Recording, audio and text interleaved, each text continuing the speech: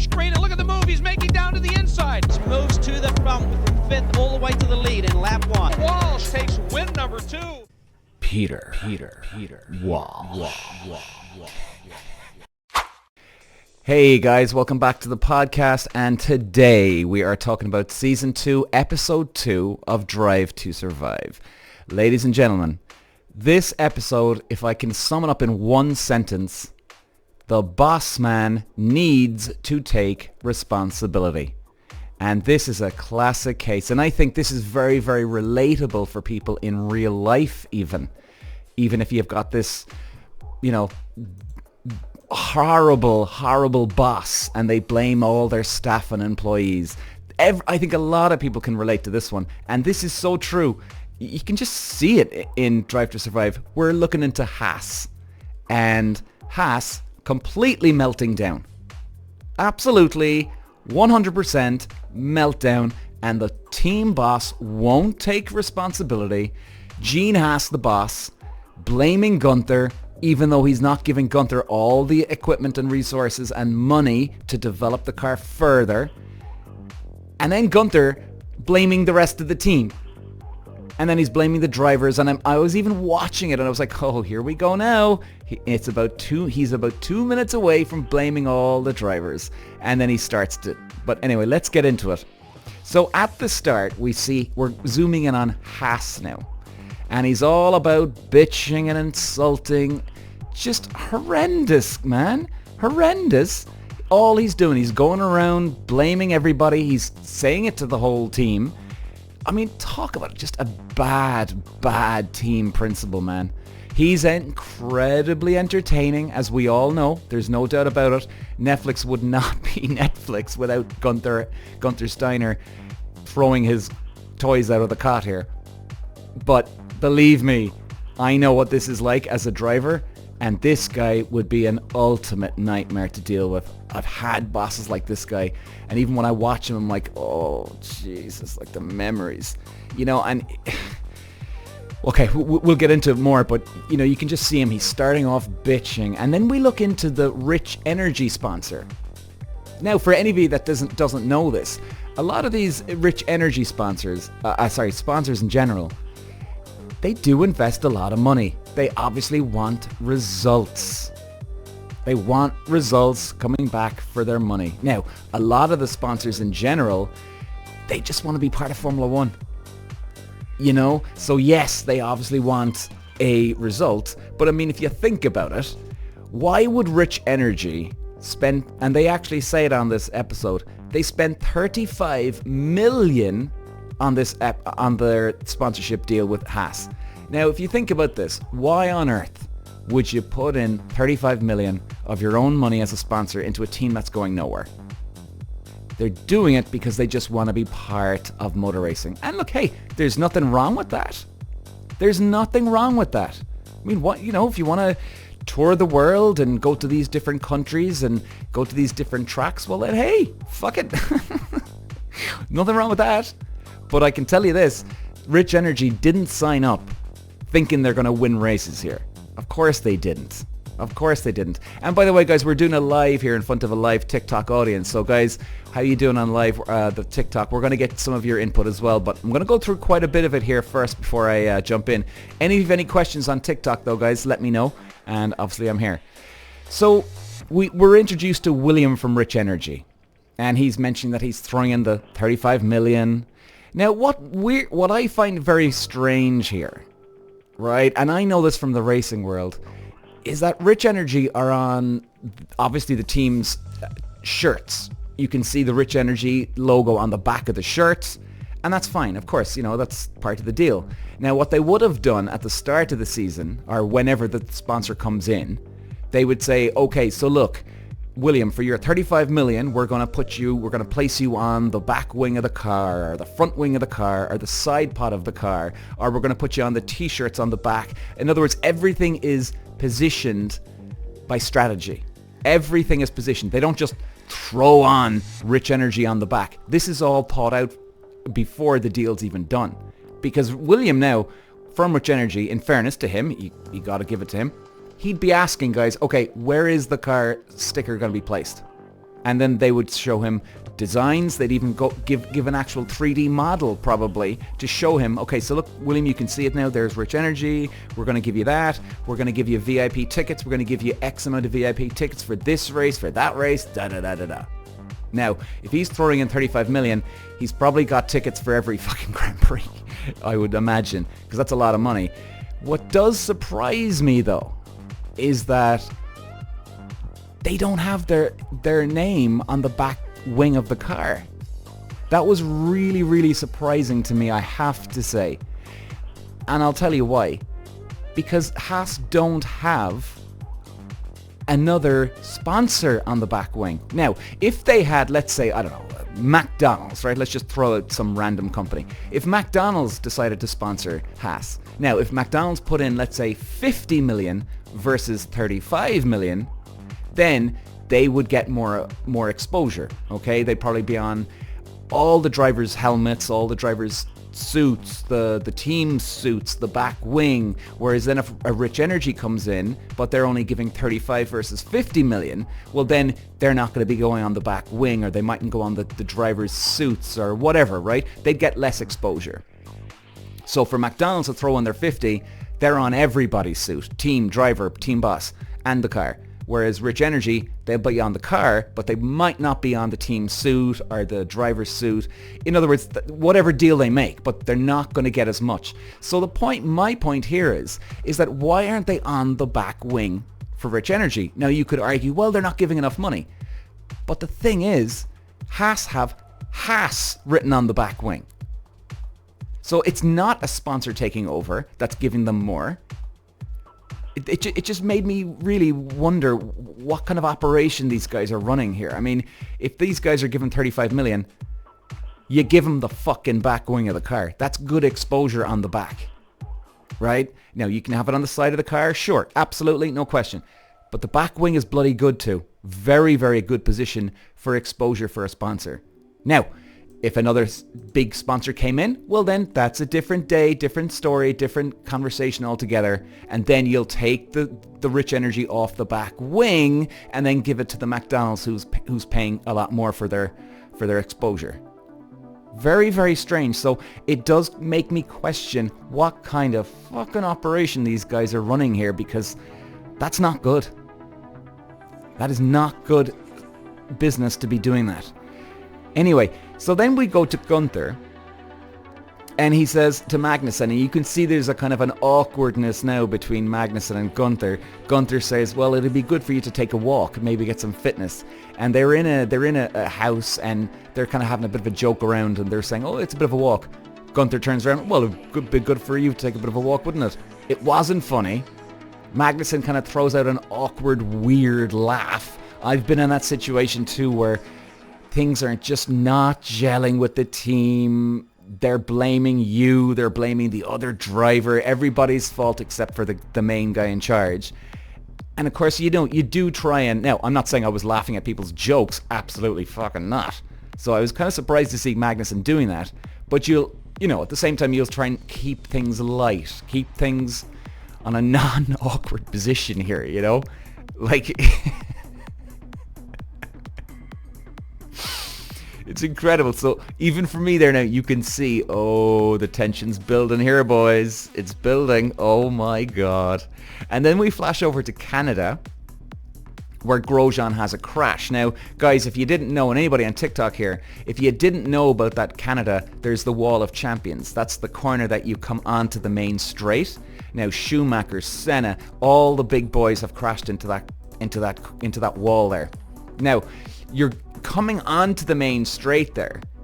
You're going down that long straight down the back at probably at about 180, maybe 190, depending on your setup. You're braking hard, and then you're going into a quick right-left sort of chicane. Now, it's a fast chicane, so they're probably coming from 8th gear down to, as far as memory serves me, I think it's 4th gear, or maybe 5th, depending on their gearing. But anyway, so they're braking hard, because they're up at 180, 190.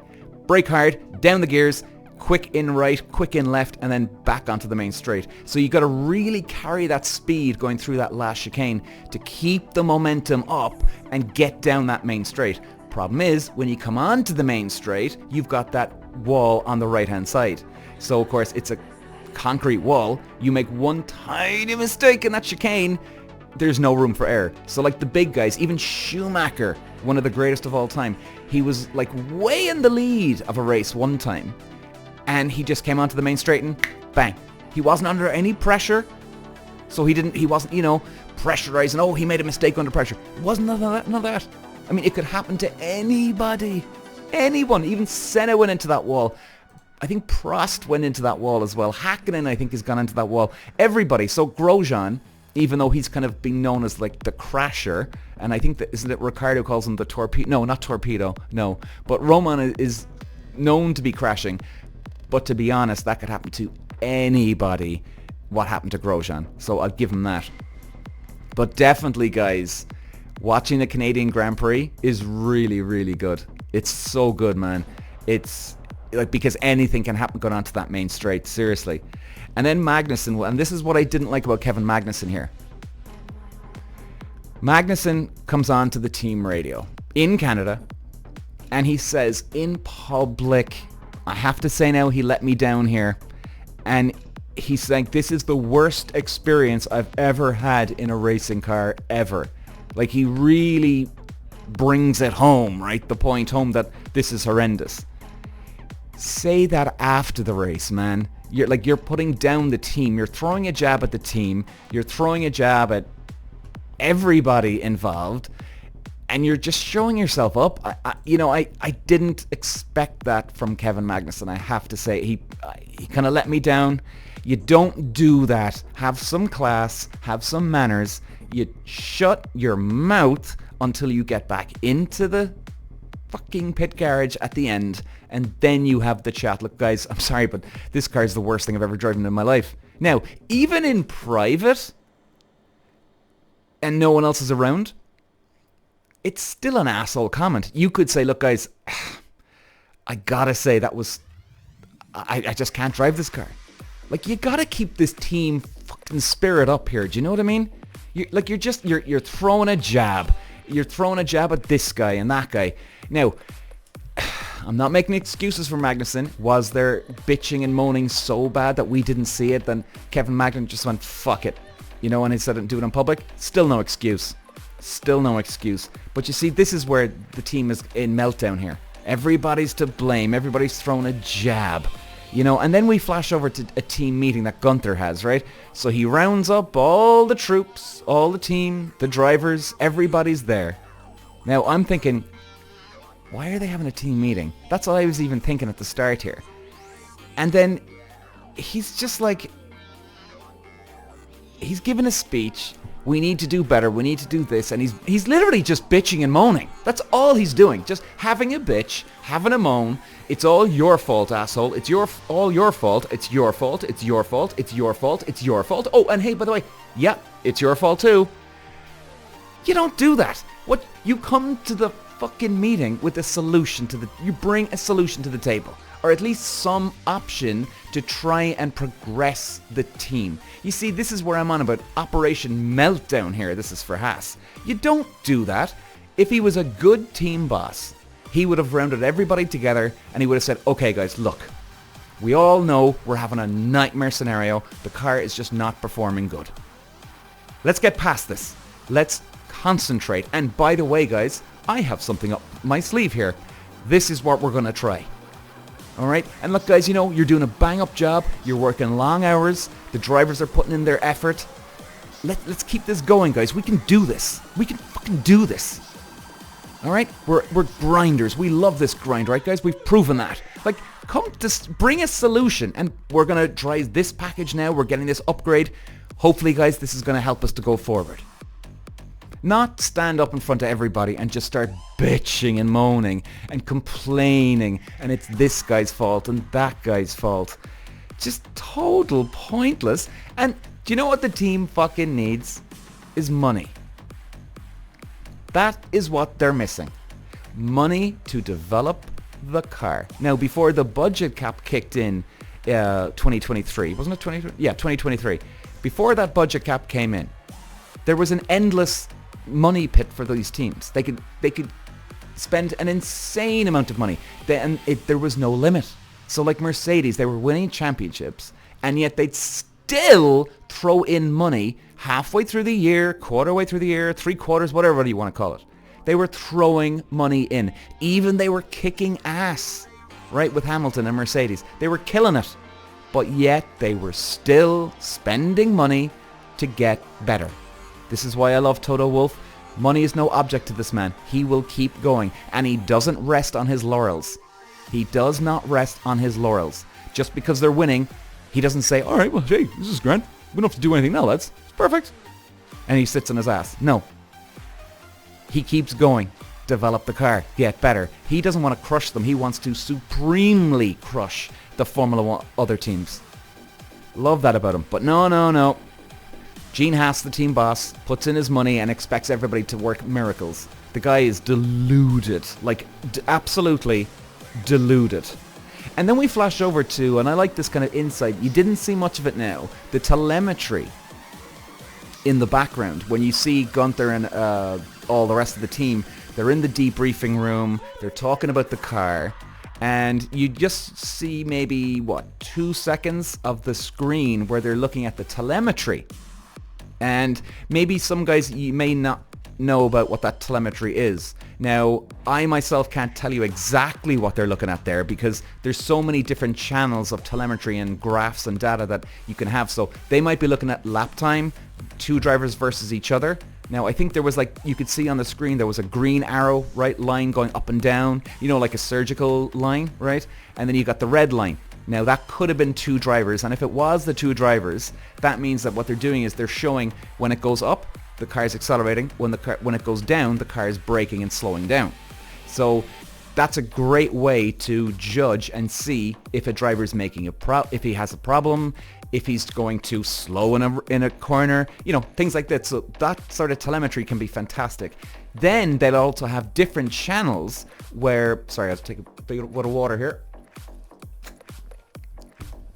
Sorry.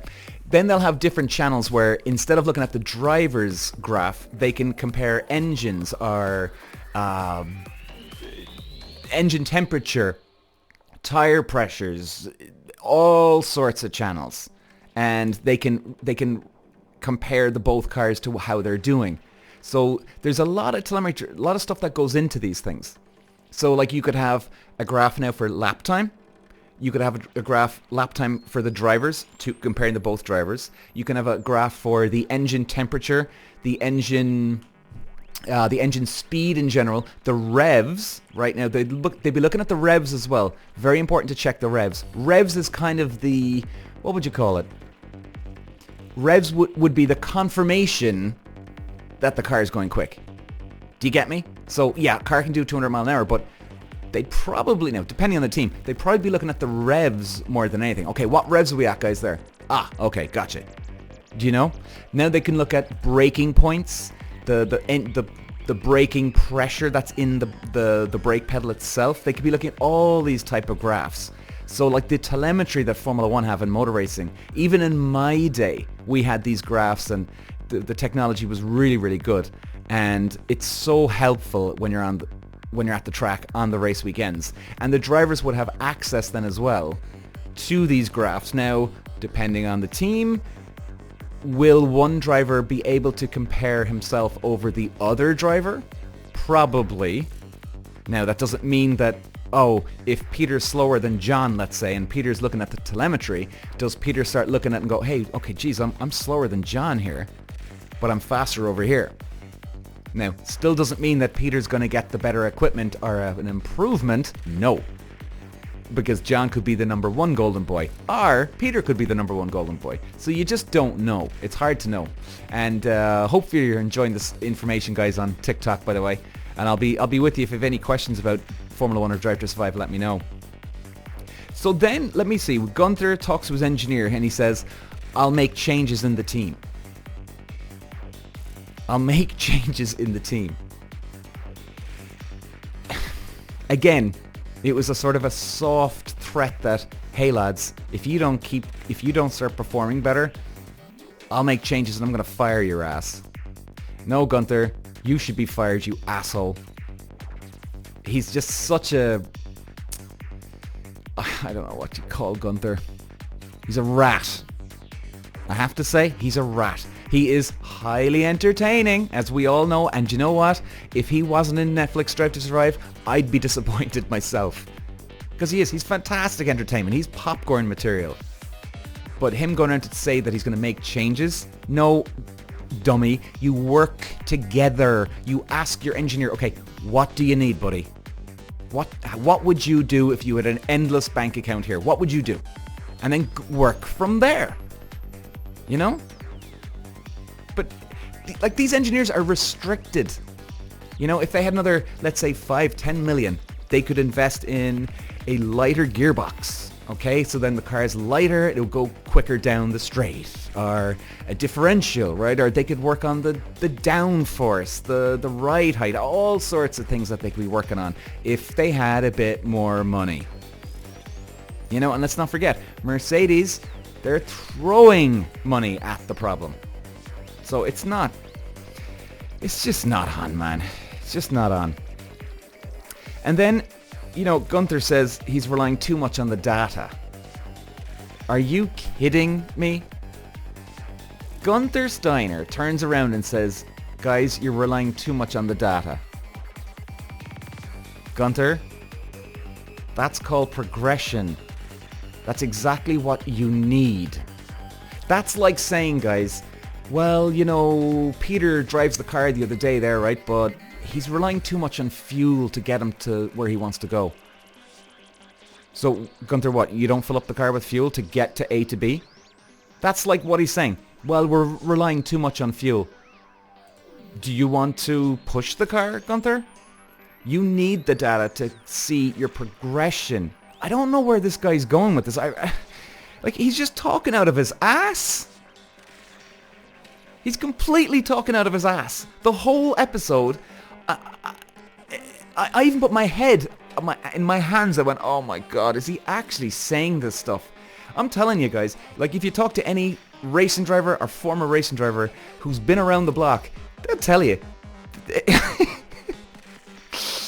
Oh my God. So then we flash over to Magnussen.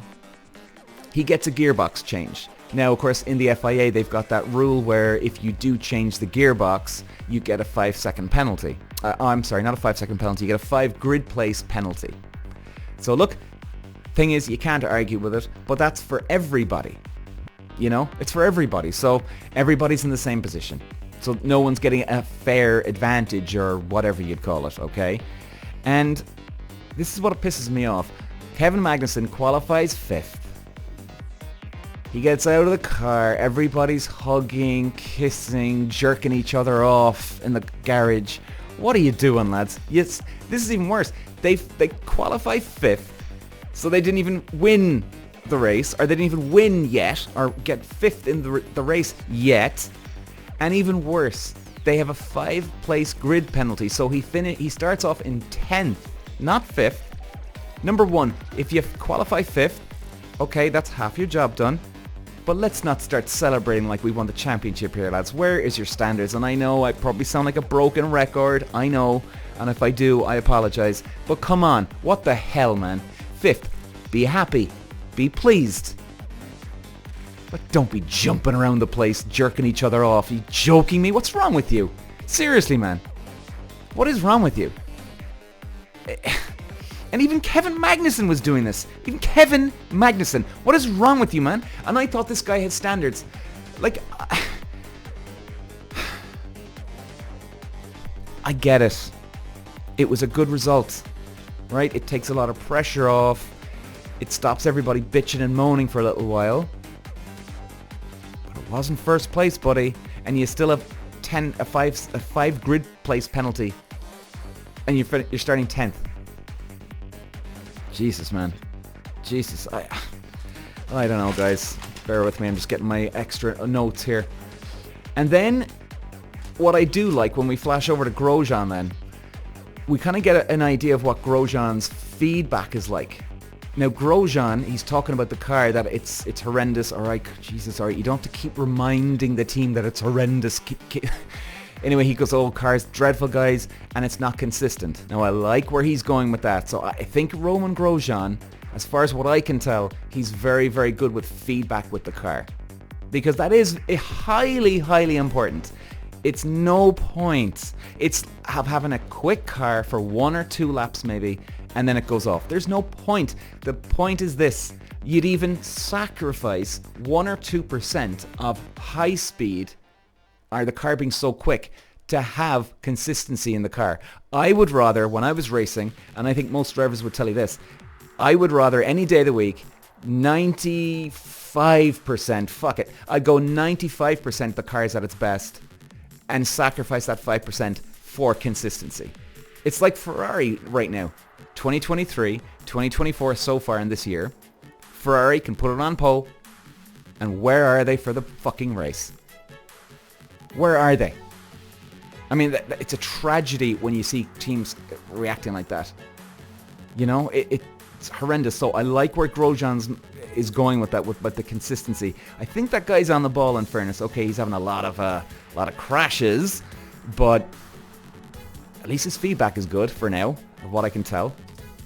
And then we flash over to Gunther, and then of course they have a nightmare race, and Gunther says, I didn't even watch the race anymore. Talk about soul destroying for your team. Jesus, Gunther, you didn't even watch me go around anymore? I think did Gunther say that he left the pit lane, or the pit lane wall, and he went back into the garage or something? Don't quote me on that exactly, guys, but you don't even say that. You didn't watch the race anymore? Like, talk about a man saying that he's thrown in the towel, I give up, I'm done with all of you fuckers, I'm going home. That is incredibly soul destroying for everybody in the team. And I can guarantee you, if he's saying that to the driver, he's also saying that to the team as well. Jesus. And then Magnussen, we flash over to him when he's on a bit of a break and he's on his boat with his buddy, and they're talking about the performance and the overall the season so far. And Magnussen says, hopefully they know it's not the drivers. I'm like, oh god. He's doubting himself here now. That's because he's getting so much fucking pressure from Gunther and everybody's saying it's their fault. I think he's actually starting to believe it now. You know, Jesus, unbelievable. And then Magnussen even says you start doubting yourself. You see, this is what bad teams do. They don't, I mean, you can clearly see this in Season 2, Episode 2, this one we're talking about. They don't invest money. They expect miracles to come. And when the miracles don't come, they start blaming everybody else except themselves. There's only one man who's in trouble and responsible for all this. Gene fucking Haas. Gene Haas. And if it's not Gene Haas, it's Gunther. They're the men that are at blame here.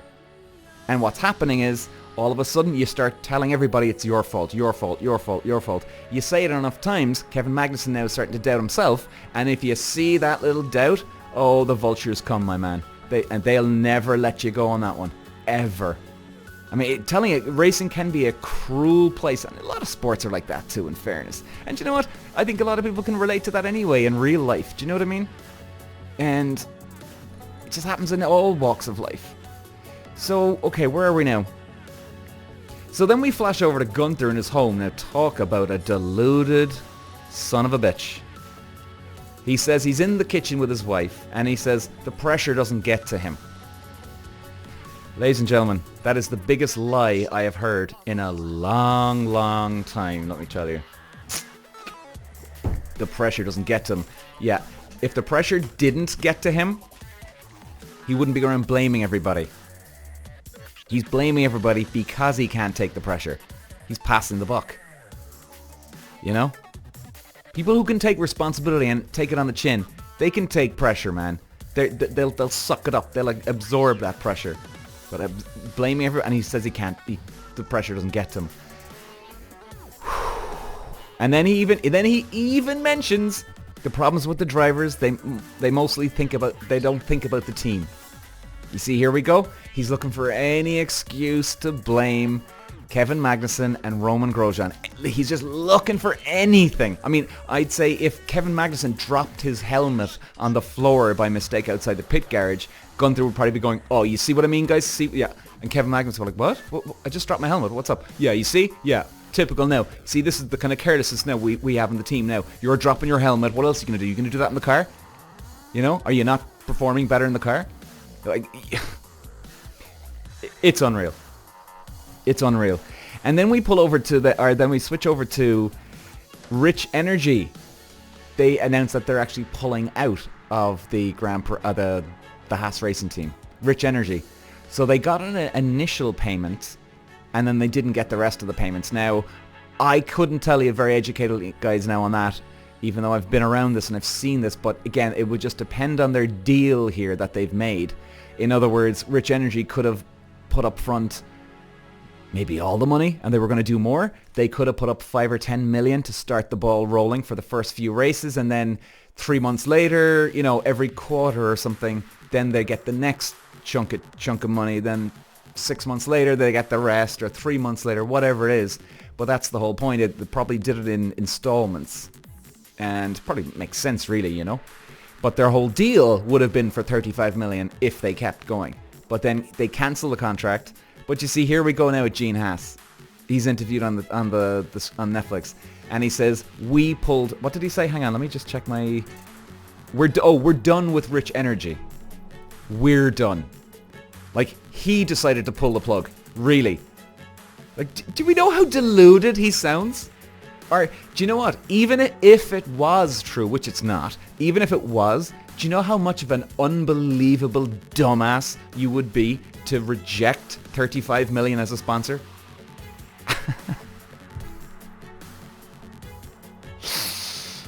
Oh my God.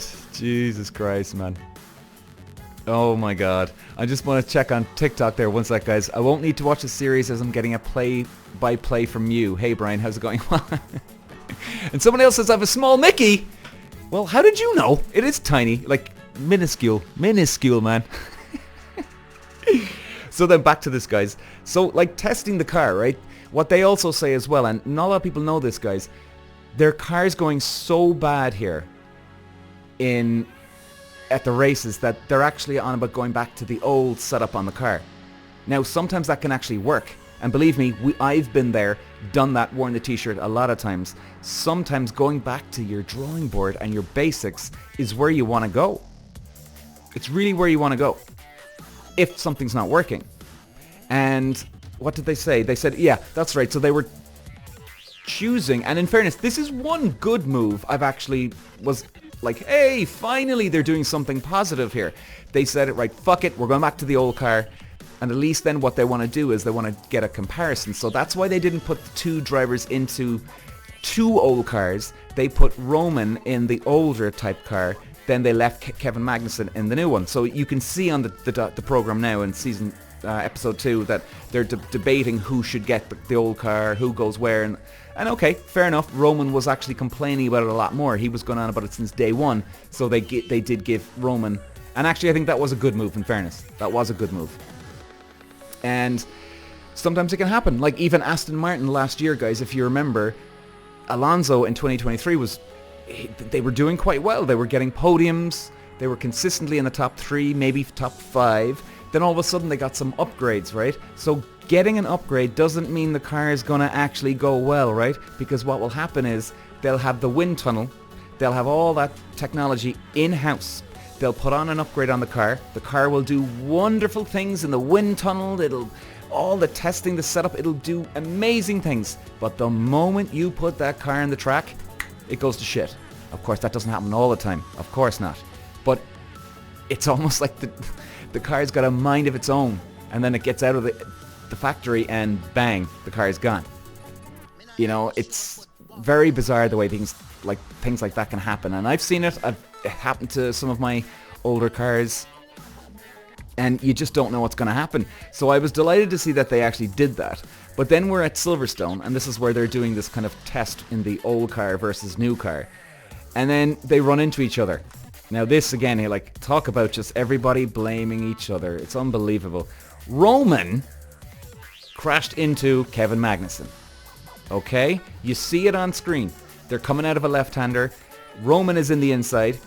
He drifts wide and Kevin Magnussen's on his outside, and Magnussen is forced onto the curb and he gets a puncture, and Roman pushes him out and they actually touch wheels and he gets a puncture as well. Now, Did Roman Grosjean do that on purpose? I seriously do not think so. Okay? In fact, he might have even had a bit of a blind spot when it came to Magnussen. He mightn't have seen Magnussen, because believe me guys, you'd be amazed how little you can see in the car first of all, and how little you can see in the mirrors as well. So it could have just been one of those racing incidents. It's hard to know exactly what happened, all the ins and outs of it, because they only just show us the clip of them colliding. So, of course, that fucked a lot of stuff up. But what I don't understand is that Roman crashes into him. And let me just check my notes, guys. I just want to make sure I'm not missing anything. And Magnussen smashes the door. Oh, that's right. I just looking at my note. So we go back over then after the race. Everybody's pissed off. He didn't do a proper job, the team. Roman crashes into his teammate. Not good, not good. And then Gunther takes the two boys into the back of the truck afterwards, gives them a pep talk, and starts calling the two of them idiots, a bunch of fucking whatever, blah, blah, blah, blah. And then Magnussen leaves the team debrief, let's call it, or the lecture from Gunther, and he smashes the door. And then Gunther's getting pissed off. Oh, he smashed the door. Crazy, crazy, unbelievable. Magnussen shouldn't have smashed the door. Now, of course, we weren't in there. We don't know how loud it was, right? You can hear it on Netflix, but again, the volume could have been upped here, okay? He mightn't have smashed the door. He could have probably, you know, aggressively or not even aggressively, but, you know, he could have done it with force, but it doesn't mean it was, you know, smashing the door, right? Could be all drama. He could have done it too. But still, point is this. I can understand where Magnussen was coming from here. Obviously, I'm not excusing him for smashing a door if he did, alright? That's not good. I can just understand where he's coming from in terms of he's getting the blame for Roman Grosjean smashing into him. And he's like, what? Really? I did nothing? What the hell? What's going on, boys? And he's getting the blame. So it just goes to show you. And like Magnussen, we even see that in Season 1. Magnussen would be their number one driver, if anything. They prefer Magnussen. He's like their golden boy. And then all of a sudden then he's getting the blame. It just goes to show you, meltdown here. They're all feeling the pressure. Everybody's to blame. Even their golden boy, Magnussen, is getting the blame now. And it was just crazy, man. And then at the end of the episode, you know, Gene Haas is like, what's going on, guys, you know? What's going on? What happened? Why are we so slow? He knows, and if you really pay attention to his eyes, guys, you can see it in his eyes. He knows exactly. He's full of it. Absolutely full of it. He's not investing enough money. He's not developing the car properly. And he's just blaming everybody else. And I tell you guys, this episode really does show the ins and outs of when a team melts the fuck down. And when everybody passes the buck, blames everybody. This is a bad team. A bad team. And even if they stopped the bitching and the blame, right, and if everybody was very, very positive, I don't think the results would even change, because they still need to invest money into the car for the season. Even if they were winning every single race, like Mercedes win the championships, the races, and yet they still invest money into the car. They don't sit in their laurels or rest on their laurels, right? So, guys, you know, definitely check it out. We'll close this off now in a second. I'll stay on TikTok there, guys, in just a moment if you have any questions. But definitely, guys, this really does show you the ins and outs of when a team melts the fuck down, and a bad team at that. A bad team. So check it out, guys. Netflix Drive to Survive, Season 2, Episode 2. And of course, we'll be back with more Drive to Survive coming up soon. And of course, more Formula 1. So thanks for listening, guys, and we'll talk to you later. Bye-bye. Walsh running the Irish green, and look at the move. He's making down to the inside. Moves to the front from 5th all the way to the lead in lap 1. Walsh takes win number 2. Peter Walsh.